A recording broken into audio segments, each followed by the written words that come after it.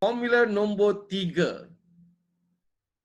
This formula, semakin lama all the formulas will become more difficult. Okay.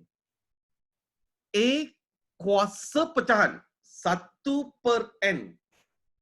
Okay, A kuasa 1/n.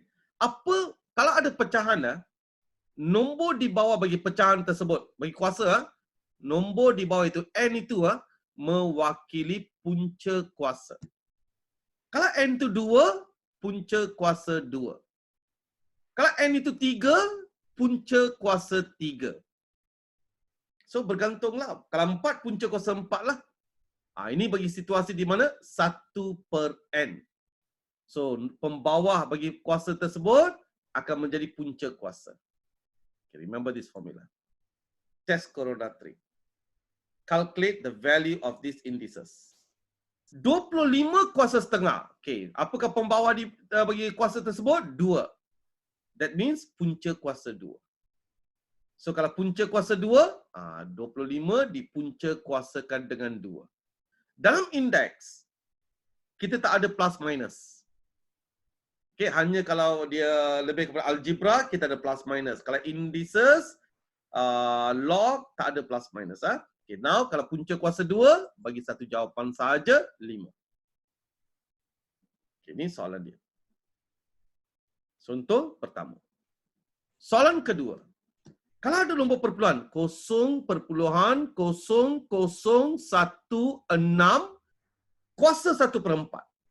So 4 itu merupakan kuasa bentuk pecahan dan dia jadi mewakili punca kuasa. Kalau 4, punca kuasa 4. So we must write 0.0016 square root 4. Punca kuasa 4. So ini gunakan calculator, dapatkan jawapan, you should get 0.2. Check again. Square root 4. Shift. You all know how to use square root 4 now. How to do in calculator? Square root 4. Anyone don't know? Let me know. I'll guide you how to use it. Siapa tak tahu dah tekan punca kuasa 4 dalam calculator, let me know. I will tunjukkan contoh-contoh. All okay? Alright, anyway, I'll just guide you. Can okay. Let's see kalau punca kuasa 4, tekan 4 dahulu. After tekan 4, tekan shift. Okay, tekan shift. Dan tekan yang apa yang ni. Dekat atas kuasa ni. Atas kuasa ni, tekan dia. So, you akan dapat simbol macam ni. You'll get something like this. Then, baru masukkan 0.0016. So, it will become like this. Okay. Then, tekan sama dengan. So, you'll get 0.2. That is your final answer. Okay. Soalan yang ketiga.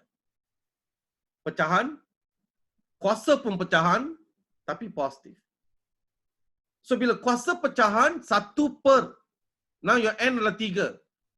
That means punca kuasa 3. Kalau punca kuasa 3, tuliskan macam ni. 1/27 di punca kuasa 3.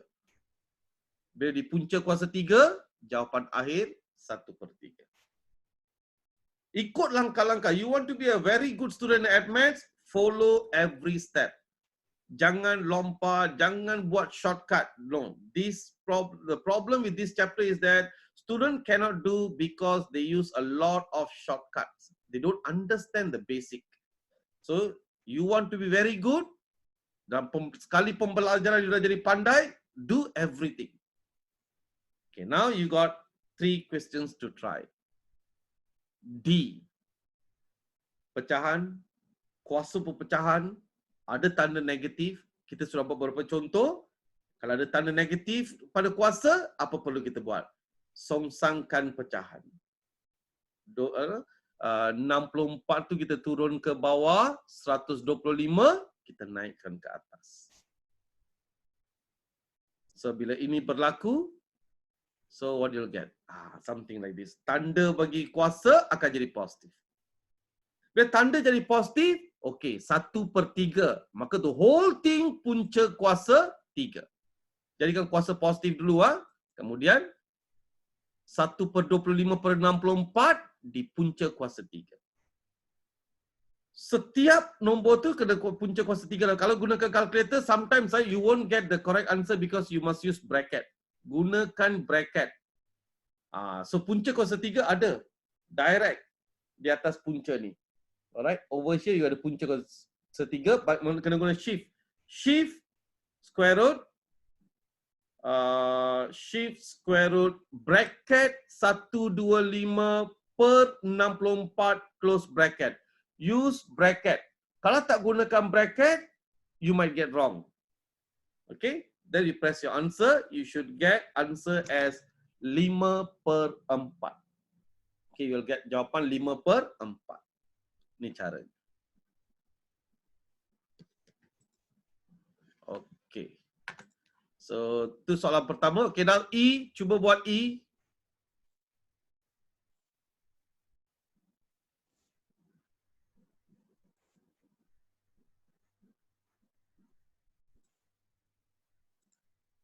$10,000 kuasa 1/4. That means punca kuasa 4 for $10,000. So 10,000 di punca kuasa 4, jawapan kena dapat 10. So punca kuasa 4 bagi 10,000, you can double check jawapan dia 10. F 0.064 kuasa 1/3. Kalau kuasa 1/3 bermaksud punca kuasa 3 nombor tersebut. Bila punca kuasa 3 macam ni. Punca kuasa 3 bagi 0.064. So shift 0.064, jawapan dia 0.4. Kita dapat jawapan sebagai 0.4.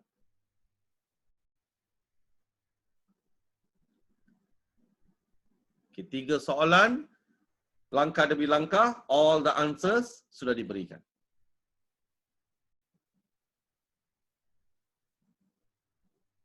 Okay, let's look at next slide. Ini sudah siap? Ada yang belum habis salin? Sudah? Kalau belum habis, let me know.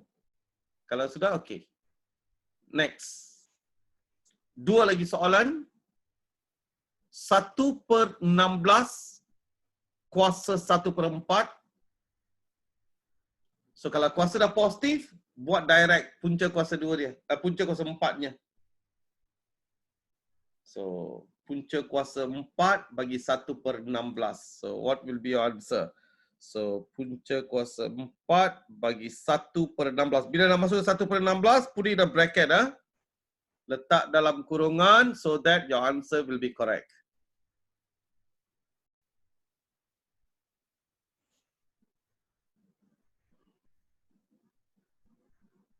So jawapan akhir 1/2. Final answer will be 1/2. 1/2.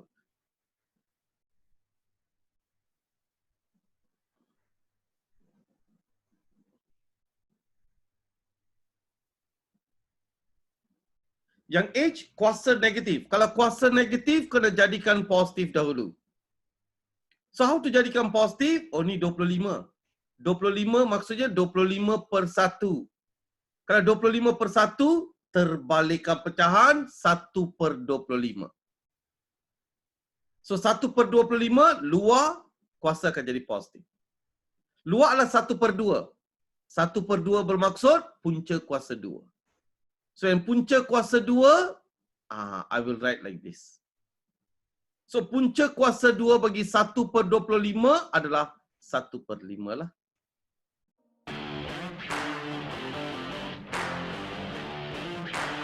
Let's go!